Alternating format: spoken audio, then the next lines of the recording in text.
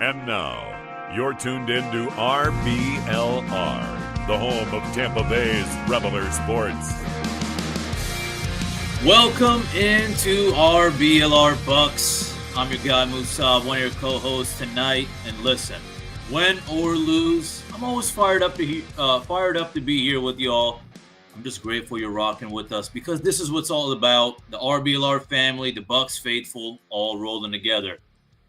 All right, well, that one against the Patriots, tough loss. But hey, you win or you learn, and trust me, there were plenty of lessons coming out of that game. We're going to break it all down and talk about what needs to tighten up before we head north.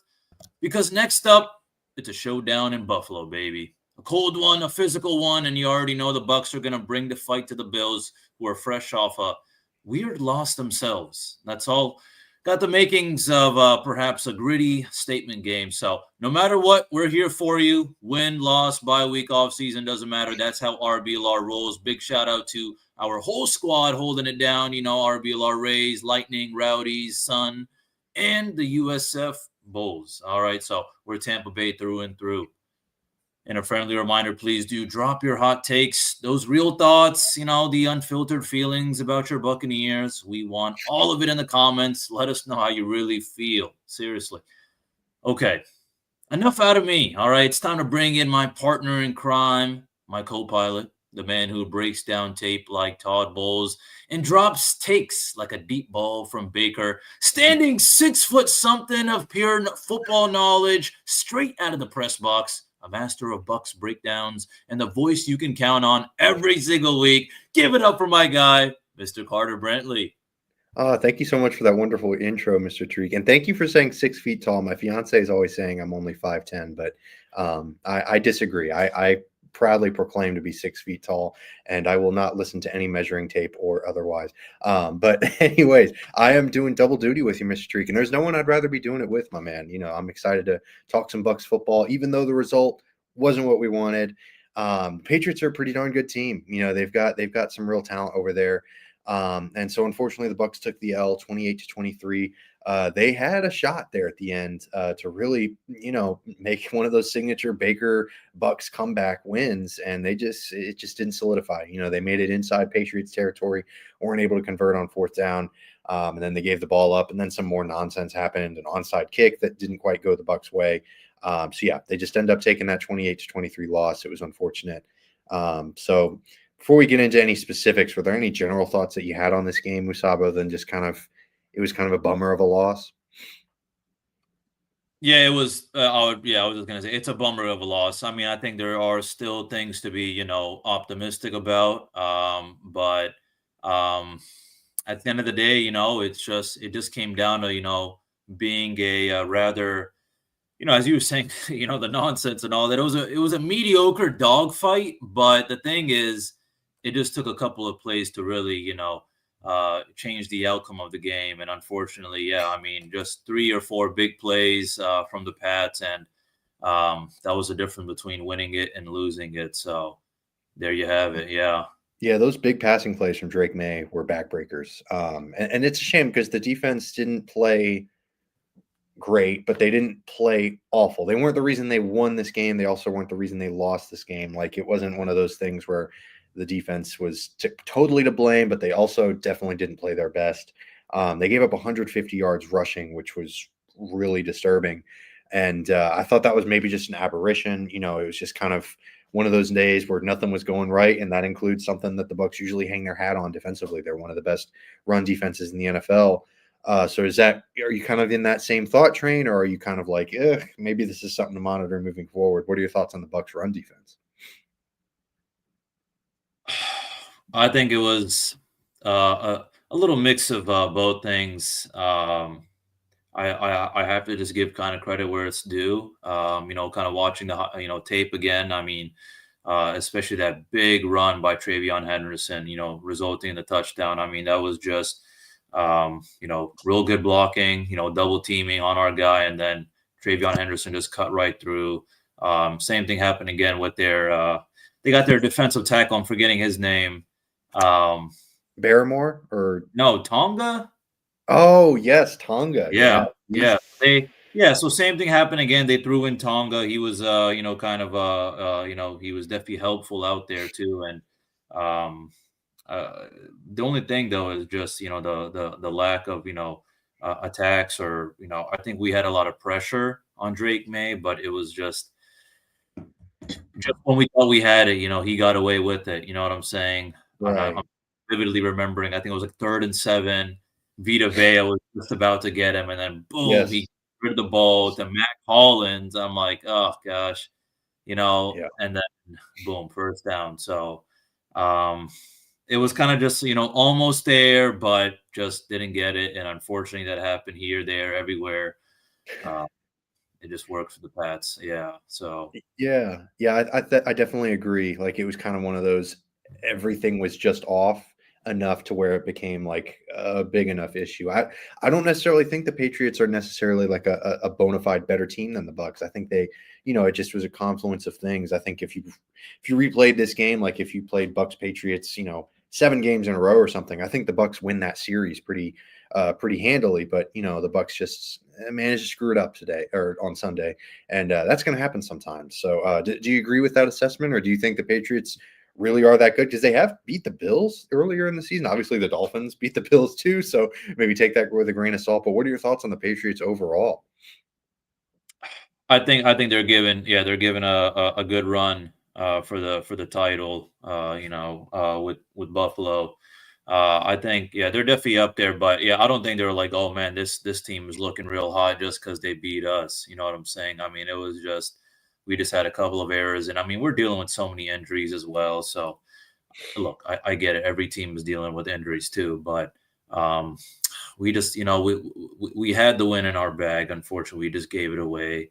Yeah, That's the sad part. So credit is due, though, and I have to say, because my buddy actually had mentioned this, is just the off the field kind of things, and maybe I want to ask you about this. Does this play into a factor? The fact that you have someone like McDaniels, who is an experienced individual, in the NFL compared to Josh Grizzard, you know what I'm saying, who's a new guy, you know what I'm saying? So, because I mean, I heard it from a couple of people, not that they were like, oh man, McDaniels just embarrassed Grizzard, but it's just, there's a little bit of a difference in experience, and I feel like maybe McDaniels had a couple of tricks up his sleeve, or he had something cooking, thanks to his experience. Yeah, no, that's an excellent question and an excellent point too, because I think we focus so much on the players on the field, and rightfully so. Like they're the ones doing the thing, but the coaches have such a pivotal role to play as well, and I think it can get lost in the shuffle a little bit.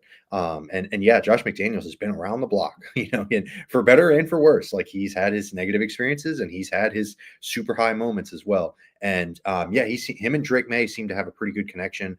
It's kind of one of those perfect marriages with him and Mike Vrabel. I think with Vrabel just kind of being the rough and tumble, like, hey, go get them, guys, on the defensive side of things, and then McDaniel's kind of the cold, calculated offensive coordinator. Like it's very much the perfect like modern day NFL pairing of coaches. And yeah, McDaniel did a great job. Obviously, Drake May just did his thing, with that deep ball. I mean, my goodness, they were getting guys open over the top, and that's really impressive to do, because their success rate, like the gap between the Patriots' success rate and the Bucs' success rate in terms of offensive play, the Bucs were much more successful, like in terms of just not having negative plays, and yet the Patriots overcame it with all those just big time throws from Drake May.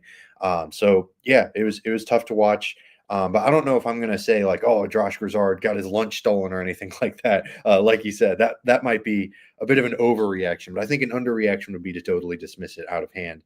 That experience, like you said, I think it definitely came into play for sure. So yeah, that's a really good point.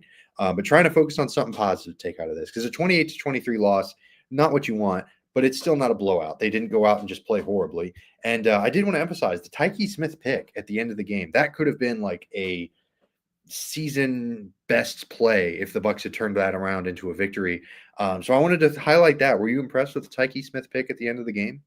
Oh, absolutely. I have to say, for the most part, our DBs look solid out there. But that was just a beautiful read, and that's exactly what you're thinking as well. I'm Drake May. I'm trying to get this to someone who's been cooking. Right. Surprisingly, Matt Collins, and I mean he's got the big body too. You know what I'm saying? I think he's like 6'4", 200 Yeah. something. So Yeah, he's a massive player. good read by Tyke Smith to kind of just dive in the way, get that.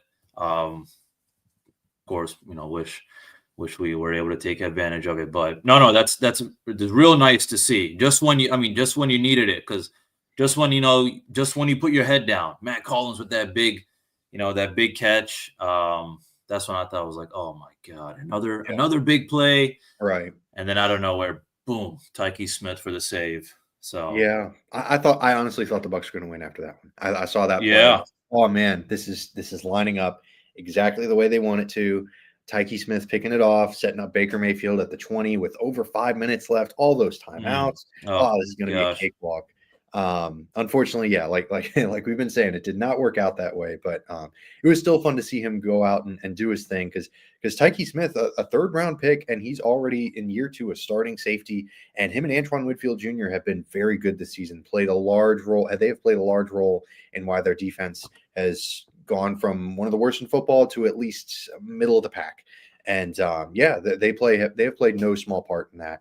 The Bucs aren't 6-3 without Tyke Smith and Antoine Winfield Jr., Tyke Smith especially. Really impressive stuff from him. And taking a look around the division, the Panthers and the Falcons both also took L's. So the Panthers losing to the Saints, and the Falcons, they lost to the Colts, if my memory serves. Some kind of funny stuff there from the Panthers, like just taking a loss to the Saints. Like you really can't make it up. Tyler Shove, I'm never going to learn that. Yeah, Show. I don't even know either. Yeah, whatever. Yeah. Just hilarious stuff from the rest of the division. Just the trash heap, like we always say, the best of the worst, if you will. Some really funny stuff. Any thoughts on the rest of the NFC South and their level of play? Yeah, it just helps our cushion. Just 100%. Nothing but happy to know that our division rivals took the L. Of course, yeah, that Saints one was really weird. Yes, very strange. But I don't even know what to say. I mean, hey, we've seen some other weird losses, such as our next opponent who had a weird loss. But I know we'll get into that. Yeah. Yes, we will. Because that Bills Dolphins game, my goodness, that was certainly a heck of a thing as well. But definitely something to monitor for sure moving forward. Because like you said, the Bucs are going to take a few losses here and there. They're not going to be able to, they're not going to be able to win out the rest of the season. There aren't very many teams that will. They're going to take some losses here and there. And like you said, it's nice to know that they have that cushion for the division lead. The Falcons, man, they've been a disappointment. I thought they were going to be a lot better than they have been. And you know who has their first round pick? The Los Angeles Rams. So Falcons are going to Falcon. It's only going to get worse for them. So that's really exciting to see. But if you're looking to upgrade your wardrobe, unlike the Falcons, if you're trying to do the anti-Falcon for your wardrobe, definitely head to shop.rblrsports.com. We've got some great Tampa Bay sports gear for you there. We've always got you covered. And we'll give you a promo code. That's Cannon, CANNONS. You type it in, get 10% off your entire order. We'd really appreciate it if you could. And besides, Christmas is around the corner. If you're looking, hey, maybe Black Friday's too daunting, too complicated for you, and just make things simple. Head to shop.rblrsports.com. All right, moving on to the second half of our episode. Like Musab said, the Bucs are playing the Bills this week. They're heading up to Buffalo. I don't know what the weather is going to be looking like. I haven't really taken a look. But they just lost to the Dolphins, like Musab said before that little ad read. I don't know. They also lost to the Patriots earlier this year. They have not looked like the dominant Bills that they were last year. Do you think that they're maybe a bit fraudulent? What are your thoughts on the Bills so far this season, Musab? Honestly, I said it on our last pod.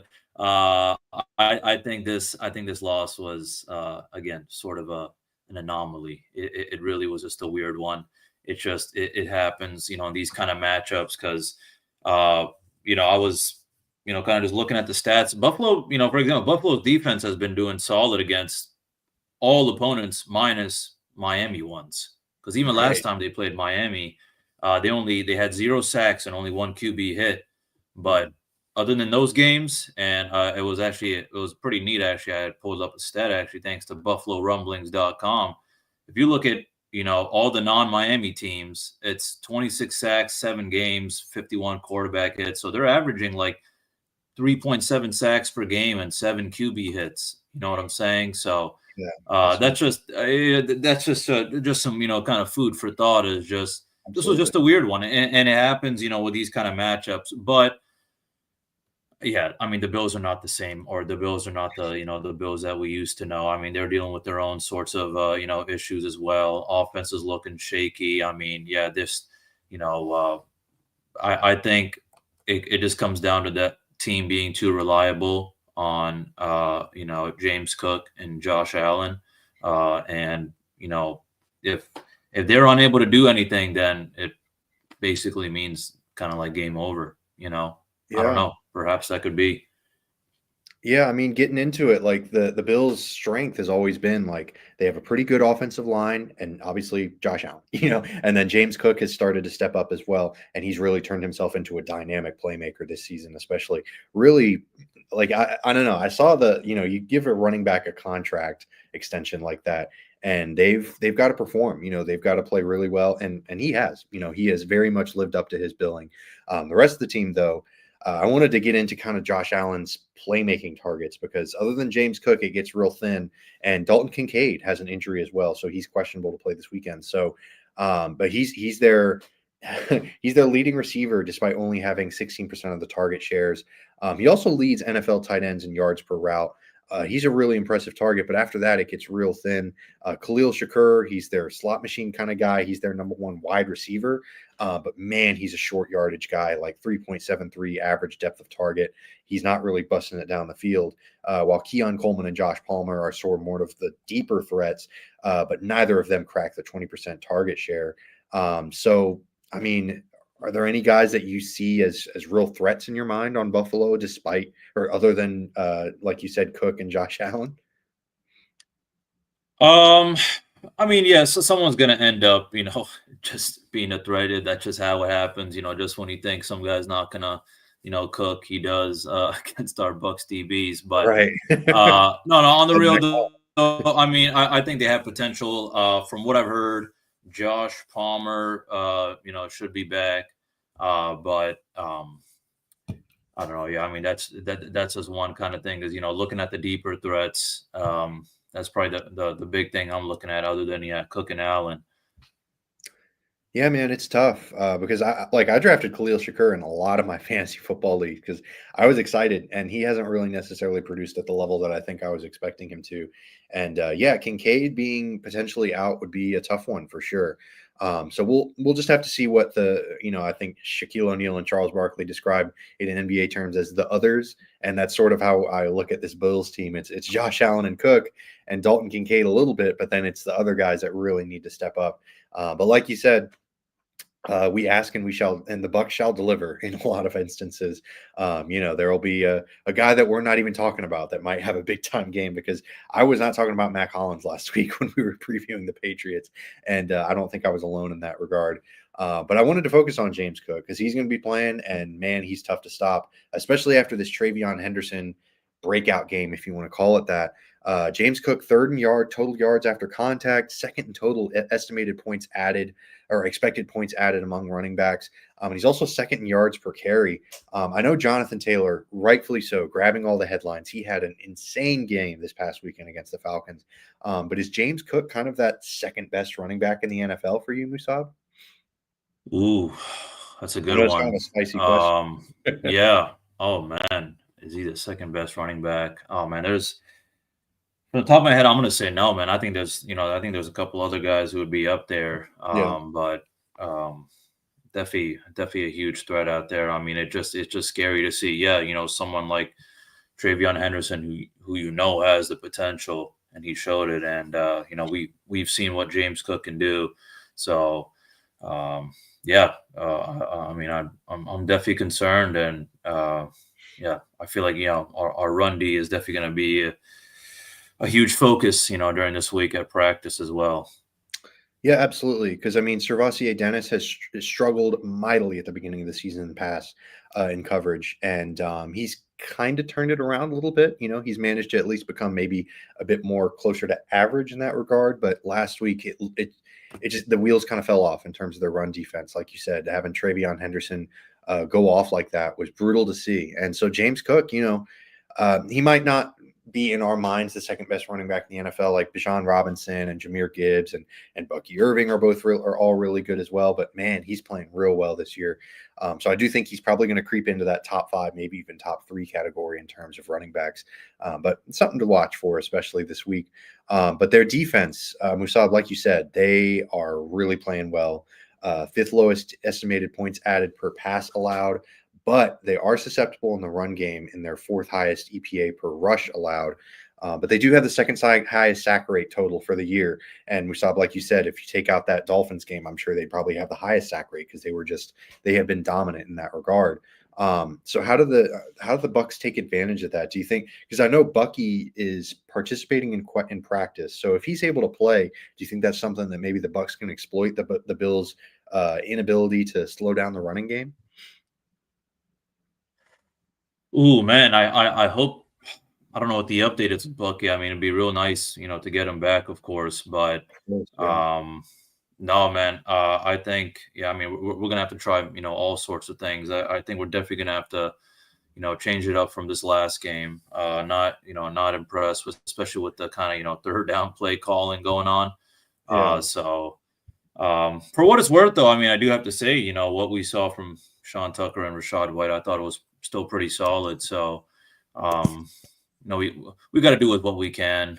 Of course, if Bucky comes back, it's definitely going to be a huge help. But better he rest, for the later games, of course, than this one. But the thing that I'm actually looking at more than anything is how does our defense overall, match up with them in the red zone? Because from what I've seen, the Bills are 7th, in red zone efficiency compared to the Bucs, who are like 24th.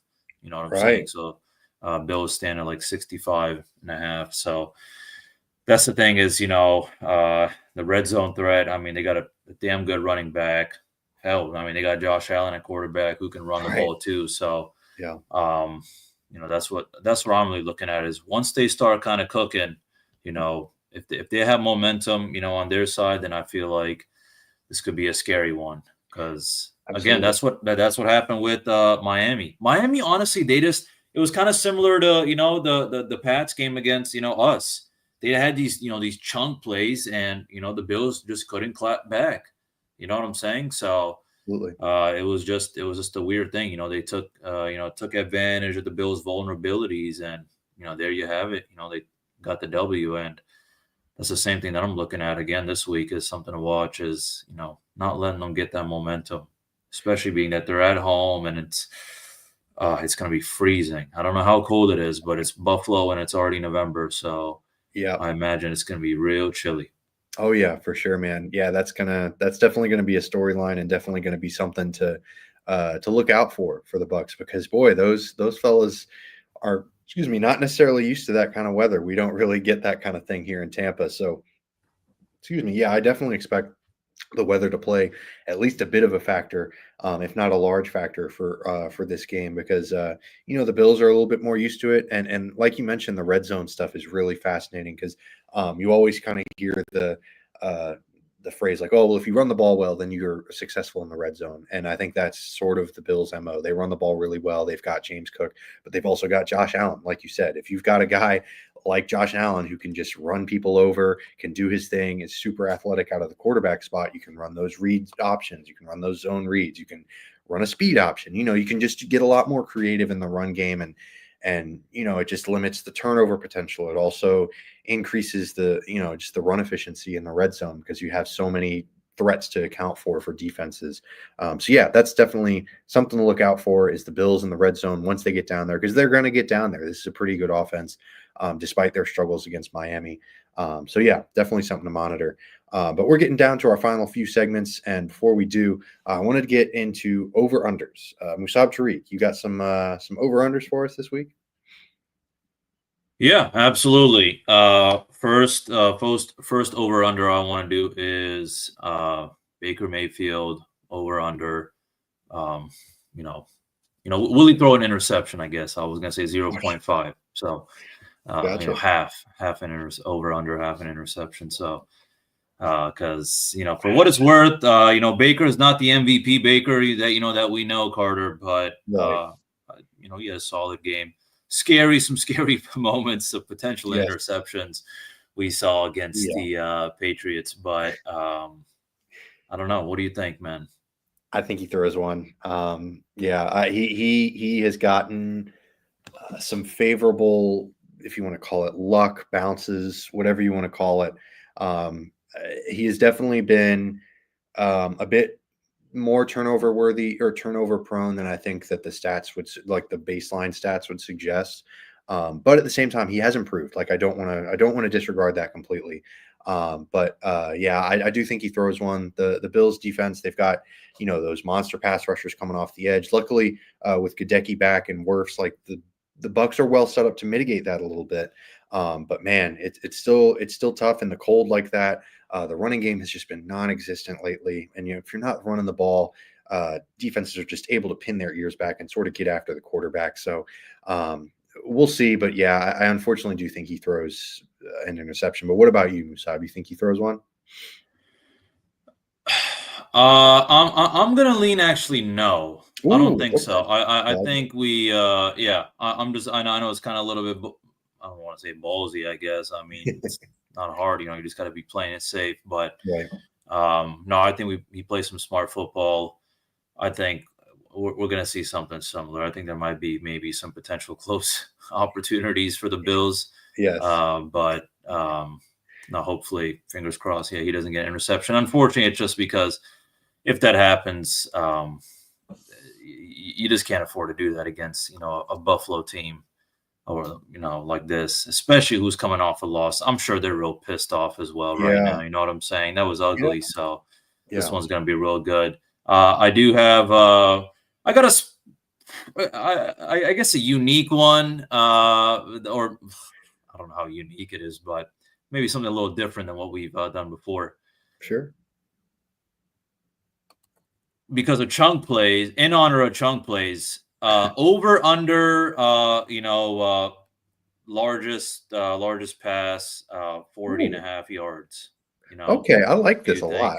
Do you think we're going to see something like that from the Bills or the Bucs? But right, yeah, no, I get you. Yeah. I like this a lot. I'm going to go under, and I think the weather plays a big factor in that. I think that the frigid cold, maybe there will be some wind chill as well. I think it's gonna be a weird game, and I think that might limit a little bit, especially because I mentioned it earlier with Shakur, with the low ADOT, and Baker's not really necessarily slinging that pill down the field either. Especially with Evans and Godwin out, I don't expect Godwin to play. So I'm going to go under. I think I've got under on that, but that's a good one. What are your thoughts on it, Musab? You think there's going to be a big play busted on this one? You know what? Yeah, I think it's going to be a weird game, and I think I can easily see it not happening, but then I can also see it happening. I'm trusting our DBs will able to get the job done, but I don't know, man. Something in my head tells me, Tez Johnson gets real near that. You know what I'm saying? I love it.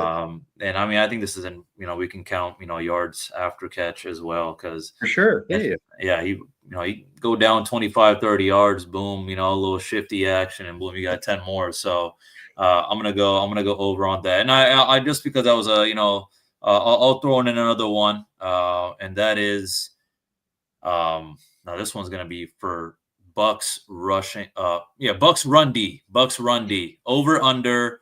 Will the Bills get over under 110.5 yards? So I guess will the Bucs hold them down to 110 or less? I'm going to go under, but only slightly. I think the Bills crack 100, but I don't think they get to 110.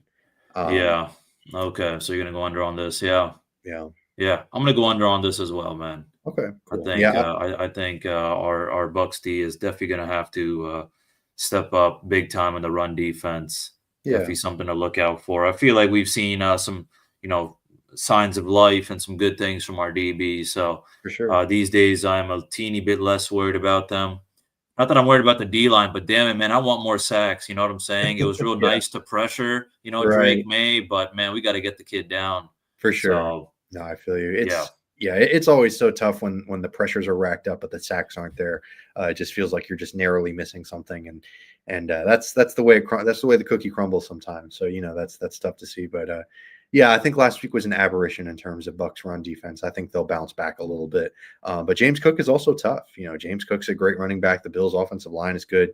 The Josh Allen running the ball effect is also there. So it's definitely going to be an interesting battle for sure. Sort of maybe a strength versus strength kind of thing. But now we got to get to our predictions. Who you got winning and by how much, Mr. Tariq? Oh man, I'm going 27-17, Buffalo Bills. I think the Bills bounce back offensively. They get some rhythm going. Something just tells me, being that it's a game up north, it's going to be a weird one. Tough weather. We got a lot of injuries going on. So it won't be easy, but I'm going to go 27. Yeah, 27-17, Bills win. Yeah, I've got Buffalo winning as well. I'm going to go 21-10. I just think with the weather being what it is, I think the Bills get a defensive touchdown in there. The Bucs are just in a tough spot. They're in the toughest part of their schedule. If they're able to pull out a victory out of this, I'll be really impressed. Because this is a tough game against a good opponent on the road. The Bucs have a litany of injuries, a really long list. And I do think Dalton Kincaid playing will be a big factor. If Dalton Kincaid doesn't play, I think the Bucs have a chance to win. If he does, it might be tough sledding, literally and maybe figuratively if it snows. But I don't know if it's bound to be a snow game. But yeah, we'll see how it is. But regardless of whether they win or whether they win or lose, regardless of the result, we'll be back next week. We really appreciate you all for tuning in. Definitely give us a like or subscribe if you liked what you heard. Like Musab said at the beginning of the episode, leave some comments if you want to, interact with us. We'll always show them. And we'll tune in next week. Thank you to my wonderful co-host, Mr. Musab Tariq, for making my job easier. But until next week, and as always, go Bucs. Go Bucs.